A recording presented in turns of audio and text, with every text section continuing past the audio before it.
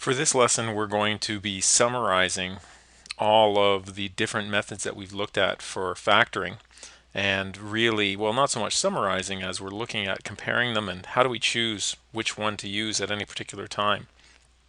So as you can see here, we have actually a surprising number. I've got 6 listed here, and these are all the distinct ones that I could think of. The first type of factoring that you always want to consider, and I cannot stress this enough, is common factors. So in this case, we take a look and I notice that I have 3, 6, and 9. Those are all multiples of 3. So this one actually has a greatest common factor of 3. So that's the first thing you want to do. This one, for example, would be common factors first, and then whatever came out the other side would actually end up being a simple trinomial. So you actually might have to do multiple layers of factoring. That shows up again here in factoring by grouping. While it's true that sometimes you'll actually get a question that is simply factoring by grouping, and if you take a look, I've got my A and A are common in the first 2 terms, and I have a B and a B common in the second 2 terms. So that lends itself to the idea of grouping the first 2 terms together in factoring, grouping the second 2 terms together. You should also feel free to rearrange these if you need to. So long as the terms are separated by addition or subtraction, you can move them around as is needed. Where you are more likely to see factoring by grouping is probably going to be when you're trying to factor simple trinomials or complex trinomials. So these 2 types are generally going to lead to factoring by grouping, especially complex trinomials. With simple trinomials, we looked at a bit of a shortcut on how you can factor those without having to rely on factoring by grouping. But with complex trinomials, there are some shortcut methods, but they're not as clean as they are for simple trinomials. So I really encourage you need to know this factoring by grouping, first of all. Even with a shortcut method, like we introduced for simple trinomials, you need to understand factoring at a more fundamental level, because if you're going to go beyond this course to other courses, to other types of factoring, shortcuts are not actually going to work out for you very well. So that being the case, we've got simple trinomials, complex trinomials. The big difference here is that this is 1x squared. So in this case, the a value is equal to 1. And here, my a value is specifically not equal to 1. And that's the difference between simple and complex trinomials. In both of those cases, we're going to use what's known as SPI, which is sum product integers. We're going to use that to solve both of these. And technically, you could actually use SPI to solve any of 3 through 6. SPI will work there, but our preference, if possible, when we have a perfect square or a difference of squares, what we'd rather identify is a pattern. So if you can recognize the pattern for these ones, then again, that's something of a shortcut. So if you recognize the pattern, then you might be able to go directly to an answer. That's particularly true with the difference of squares, because that pattern is the easiest one to see. And as I note here at the bottom, you will often only use one method, but sometimes you'll have multiple methods. So I could imagine a situation where you actually apply 3 methods, where you might apply common factors first. As it says here, common factors are going to be the place where this occurs, and always do common factors first. So you might do common factors first, and then you might end up with a complex trinomial. And then from that complex trinomial, you end up doing decomposition, which splits the 3 terms into 4 terms. And then from those 4 terms, you end up doing factoring by grouping. Technically, factoring by grouping is going back to do common factoring again. So that would actually be 4 layers or even 5 layers of factoring with multiple layers of common factoring. Now, I'm not going to go through and redo all of those different types of factoring. I'm just going to illustrate this with a single example. So I say to check for common factors before you start and after you think you're done. If you've done it correctly, then if you check for them first, then that's all you need. You should be fine. But when you're done your question, you might not have caught all of the common factors before you started. So it's always important to check when you're done. Also, I just need you to keep in mind when you see, generally actually, even when you see factor on a math test or when a math teacher asks you to factor, they want you to fully factor or they want you to factor completely. If you get asked to factor something, just assume you are being asked to fully factor unless you're told otherwise. So what I'm going to do is I'm going to work through this problem, and I'm going to do it two different ways. And part of my doing this is just to show you that there's a couple of approaches that will work, but the other thing is to show you that removing common factors first is by far the superior approach to doing something like this. So let me start over here. I'm just going to rewrite the question: 4x squared minus 20x plus 24. Between the values 4, 20, and 24, I've made a pretty simple common factor, which is the full value of 4. So 4x squared divided by 4 just leaves an x squared. Negative 20x divided by 4 leaves me a negative 5x. And positive 24 divided by 4 leaves me a positive 6. Now, since I haven't really left myself a lot of room to the side here, I'm going to just switch colors and do my rough work in line. So I'm going to look for a sum of negative 5, that's the middle term. I'm going to look for a product of 6, that's the end term. Notice I'm factoring just what's in the brackets here. And so the integers that multiply to 6 and add to negative 5 are, well, 2 and 3 look like they work, except for the negative there, so I need them both to be negative.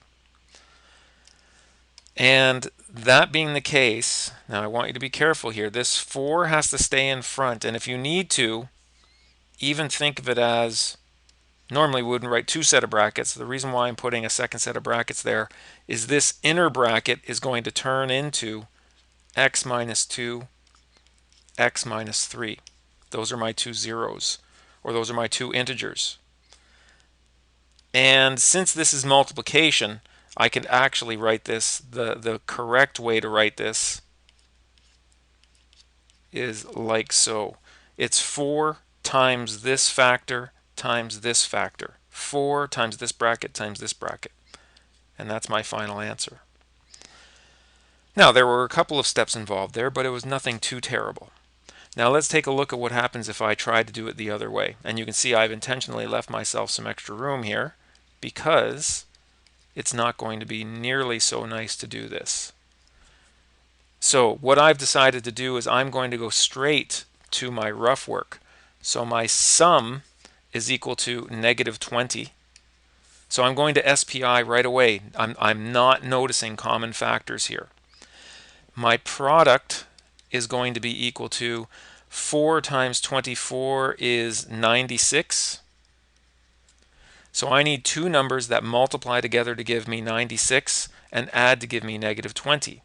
Now, unfortunately, that is far more difficult to do with 6. When I look at 6, I can easily tell you the numbers that multiply to give me 6. When I look at 96, not so easy. So what I'm going to do is I'm going to look at my products, or I'll look at my numbers. Let's just list them here. And I'm going to at least think a little bit ahead here, which is I need it to multiply to 96 and it has to add to negative 20. But that means there's negative numbers involved, and since this is positive, it means both of the numbers must be negative. So that being the case, I'm going to brute force this just to make my point. I'm going to do negative 1 and negative 96. But those are going to add to negative 97, so that's obviously not the case. So I'm just going to write these out as positives first, and then I'll put in my negative signs. So how about 2 and what's that going to be, 38? 3 and 32. No, 38's not right. That would be 76. So what I want there is 2 times 45 is 90. That's going to be 48. 3 times 32, let's see, 4. Well, we got here from 4 times 24. 5 won't work. What about 6? 6 I think should work. 6 is going to be 6 times 16. 7 isn't going to work. 8, what about 8? Well, 8 works with 12. 9 is not going to work. 10 won't work. 11 won't work. And then 12 ends up back at 8. And that's just reversing the order. So I want all of these to be negative. You may think I'm exaggerating here, but it's not so easy to see with this larger number what my pair should be. And now you could probably do without this part, but I am going to put this. So these ones add to negative 50, negative 35, negative 28, negative 20. That's the one I was looking for, that pair right there. Negative 20, because I can't add. That's not the pair. That's negative 22. This one is negative 20. So my answer comes from here. And now I perform my decomposition. 4x squared minus 8x minus 12x plus 24. And since I haven't done a simple trinomial, I have to go ahead and honestly do my decomposition. So I take out a factor of 4, and I take out an x, and I end up with x minus 2 minus, bring down the minus sign, 12 and 24 have 12 in common. Negative 12x divided by negative 12 is positive x. Positive 24 divided by negative 12 is negative 2. X minus 2 and x minus 2 are common, so that comes out front. And what's left behind is a 4x minus 12. And if you weren't paying attention, this would be an easy place to think that you're done, but you are not done, because in this single factor, 4x minus 12, there's a common factor of 4. So I actually have to write that as x minus 2, and then I'm going to use a square bracket to hold this bracket. I have to take out a common factor of 4, and 4x divided by 4 leaves me x. Negative 12 divided by 4 gives me negative 3. And now I have to clean this up. Typically, we bring any just constant factors to the front. X minus 2, x minus 3. So we got there, but we got there with a lot more work when we checked for common factors last. So hopefully that illustrates the idea. This wasn't a particularly difficult question, but it made a big difference. X minus 2, x minus 3. So we got there, but we got there with a lot more work when we checked for common factors last. So hopefully that illustrates the idea. This wasn't a particularly difficult question, but it made a big difference. Okay, so let's take a look at just a variety of question types and pick out what kind of strategies we want to use to factor each of these different questions. And think carefully about each one. Try to stay ahead of me here as I work through them. So this first one, this one is about as simple as they get. I notice that my leading coefficient here is a 1. And that means that there's no way I can have a common factor among the numbers, and it's a standard trinomial, x squared, x, and then no x term at all. So this one is just a simple trinomial. So we only need the one step. We go straight to our solution on this one. Okay, B is a little bit more interesting. We have to look a little deeper. 6 and 8 have a common factor, but 19 is actually a prime number. And other than that, the variables x squared, x, and no variable at all. And maybe this would be a good time for me to point out to you, although none of my examples here actually reflect this, you have to look for common factors among the variables as well, not just the numbers. Usually you're going to see it in the numbers, but it could be there in the variables as well. If you ever see a term with an x cubed, that's an indicator, because we haven't learned how to deal with an x cubed. So then maybe take a look for a common factor. So in this case, it is just a complex trinomial. Okay, how about for part C? For part C, 40x squared minus 250. There's only two terms here, so immediately I'm thinking of a difference of squares. But if I take a look at the numbers involved here, well, first of all, they're not perfect squares. But I might notice, well, the presence of the zeros on the end immediately tells me that I might have a common factor of 10. Now, can I do any better than 10? 40 divided by 10 will give me 4. 25 divided by 10 will give me, 250 divided by 10 will give me 25, and they won't have any common factors. So in this case, my greatest common factor is 10. X squared here, no variable here, so no common factors in the variables. So with this one, I'm going to do greatest common factor, and then I will do a difference of squares. For this one, I take a look at, I've got a 4, I start with a 4 and I end with a 4. I'm starting with a perfect square. 4x squared is the same as 2x all squared. 4 is the same as 2 all squared. So I'm wondering, is this a perfect square trinomial? And right now that's a question, because what I need to do is check the middle.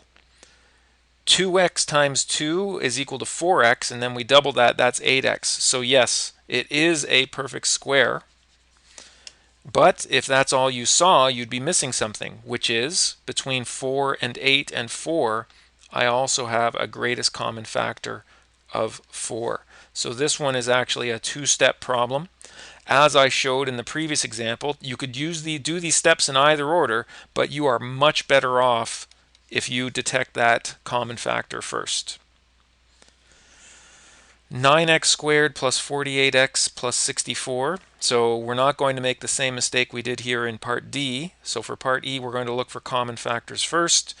But I notice 9 has factors 3 times 3. 64 has factors 8 times 8, which are all powers of 2, all even numbers. So there's no common factors possible here. At the same time, though, I do notice that 9 is a perfect square. That's 3 squared. So this is the same as 3x all squared. And 64 is, as I said, that's 8 all squared. 3x times 8, that's equal to 24x. And 2 times 24 is equal to 48. So this one is a perfect square trinomial. And believe me, it is way easier to come up with the answer to this one by perfect square pattern than it is to try to do SBI and treat this like a complex trinomial. Then your sum would be 48, your product would be 9 times 64. Who wants to deal with that? For this next one, well, we have a negative sign in front. So that means automatically I'm going to do a common factor with a negative sign. All of the factoring techniques that we've learned have involved positive values in front of the x squared. So at the very least, I would rewrite this. I would take out the negative sign. So I would take out the negative sign and rewrite this as a big bracket with a positive sign in front of the x squared. But that may not be where it ends. What else do we have? We've got a 5 and a 60 and a 180. Well, these are multiples of 10 and this is 5, so I know that 5 is going to fit in all of those values as well. And that obviously this is negative 5, so that means that's the greatest common factor. Once I take out the negative 5 from here, and this one, normally I was just going to write out the strategies, but I just want to show you, when I take out the negative 5, then negative 5x squared divided by negative 5 is positive x squared. Positive 60x divided by negative 5 is equal to negative 12x. And negative 180 divided by negative 5 is going to become positive 36. That being said, I kind of needed to do this because otherwise I might not have realized. I might have said, oh, take out the greatest common factor of negative 5. This just becomes a simple trinomial. But it turns out not only is this simple, so there's my first step, but this one is also a perfect square trinomial. That's x all squared. That one is 6 all squared. So step 2 is either to do a perfect square or simple trinomial. And to be honest with you, a simple trinomial is easy enough that you're really not going to give up that much. Perfect square is still faster to do, but simple trinomials are simple. So as you can see, so there are several different ways for us to make a decision about our problem, having a strategy on how to factor. And that's it for this lesson on factoring strategies.